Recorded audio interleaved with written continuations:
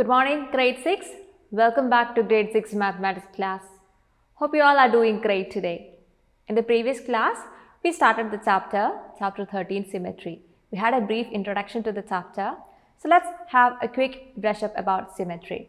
So what is symmetry? We say an object, shape or picture is symmetrical if we can divide or fold it along a line forming two equal halves, or it matches itself when we flip, slide or turn it.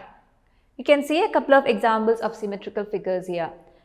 In both these figures, you can see we can draw an imaginary line or axis which will divide the given image into two equal halves which are mirror images of the same.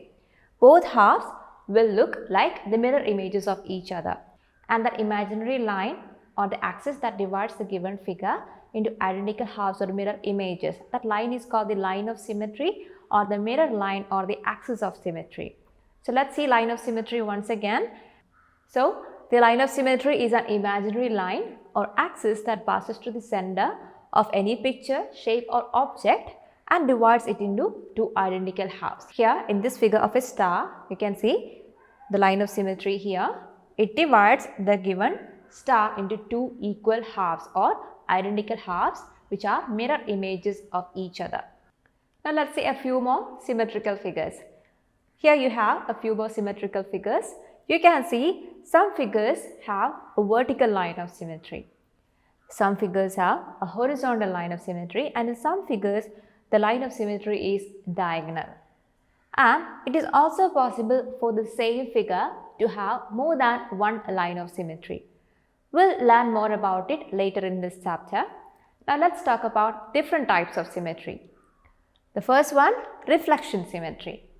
So reflection symmetry is when an image has at least one line which divides it into identical halves which are mirror images of each other. That is, an image has reflection symmetry if there is at least one line which divides the image into half so that one side is the mirror image of the other. We can also say reflection symmetry exists when we can draw a line above the given figure where a mirror can be placed and the reflection looks exactly like the given figure. Now let's see an example of reflection symmetry.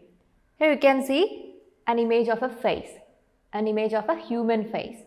You can see a dotted line passing to the center of this image, moving vertically downwards. So along this line, we can divide the given image into two equal halves. One half of the image will look like the mirror image of the other half. So this is an image which has got reflection symmetry. Now let's talk about the next type of symmetry. It is called rotational symmetry. Rotational symmetry is when we can move or turn the given figure through an angle and it will look exactly the same as that of the original one. We'll see that again.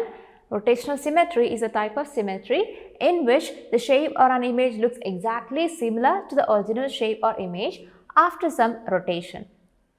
Rotational symmetry is also called radial symmetry. Now here you can see an example. Here you can see the picture of a starfish. Now if you rotate this image through an angle, it will look exactly the same as that of the original figure. This is an image which has got rotational symmetry. Let's talk about the next type of symmetry. It's called translational symmetry. So what is translatory motion? So when an object can be moved along a line in such a way that all the points on the object are moving uniformly with the same orientation, we call that as translatory motion. So when do we say a figure has translational symmetry? Let's see, if an object is moved from one position to another with the same orientation and the forward and backward motion and it looks exactly the same as the original object, we say it has translational symmetry. See this picture here. This is the original image. Now we can move this image in the forward direction along a straight line with all the points moving uniformly along the line and the image looks exactly the same as that of the original one. So this image is said to have translational symmetry.